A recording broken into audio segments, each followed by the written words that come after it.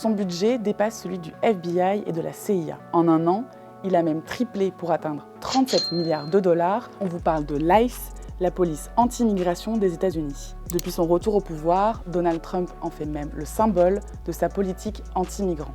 Si on en parle beaucoup aujourd'hui, c'est parce que des agents de l'ICE ont tué 2 citoyens américains, René Good et Axel Pretty, en l'espace de 3 semaines à Minneapolis, dans le Minnesota. Claire Ménial, notre correspondante aux États-Unis, se trouve sur place, devant le mémorial. Je me trouve devant le mémorial pour Alex Pretty. Les gens ici, comme vous voyez, déposent des fleurs, font des prières, des poèmes, parfois ils chantent, parfois ils prononcent des slogans.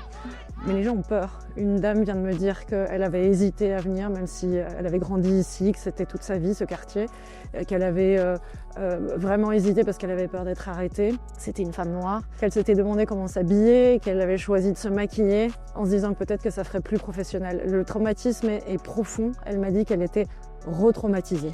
Donald Trump n'a pas créé cette agence, il l'a juste amplifiée. L'ICE a été créée 2 ans après les attentats du 11 septembre, dans le cadre de la réponse contre le terrorisme par George W. Bush.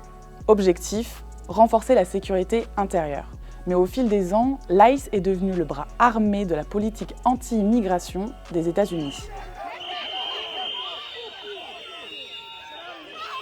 Le rôle de l'ICE, c'est d'identifier, de traquer, d'arrêter et d'expulser des sans-papiers des États-Unis. La promesse de Donald Trump en campagne, c'était d'organiser, je cite littéralement, la plus grande déportation de masse de l'histoire des États-Unis de sans-papiers criminels. En réalité, ça demande beaucoup de travail, de les identifier, de les traquer.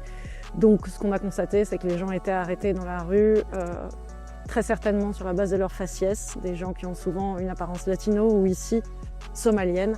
En tout cas, les grosses montées de la pression sur Minneapolis. Mais avant, ICE a été très présente à Los Angeles, à Chicago notamment, à la Nouvelle-Orléans.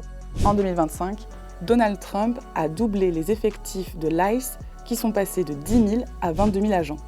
Résultat, les vagues d'arrestations se sont multipliées et les interventions brutales, voire meurtrières, divisent les Américains.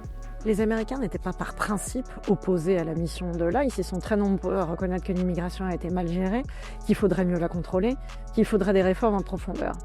Mais ils ne s'attendaient pas à ce que leurs voisins et amis qui payent des impôts, qui contribuent à la communauté, soient enlevés dans les rues. Et ils ne s'attendaient évidemment pas à la brutalité des méthodes. On observe une très forte mobilisation des communautés, de l'entraide entre voisins, et une mobilisation dans la rue vendredi, malgré les moins 29 degrés, ressenti moins 37. Il y a eu des dizaines de milliers de personnes ici à Minneapolis. Tout ça reste très pacifique. Mais cette mobilisation touche à peu près toutes les grandes villes démocrates où ICE est déployé. On a vu ça à Los Angeles, on a vu ça à Chicago. Et donc pour l'instant à Minneapolis, qui est ce qu'on pourrait appeler le ground zero de l'ICE. Pour calmer la vague d'indignation, Donald Trump a amorcé un recul, une fois n'est pas coutume. Le 26 janvier, il a annoncé le départ de certains agents de l'ICE de Minneapolis et le remplacement de son directeur, Gregory Bovino.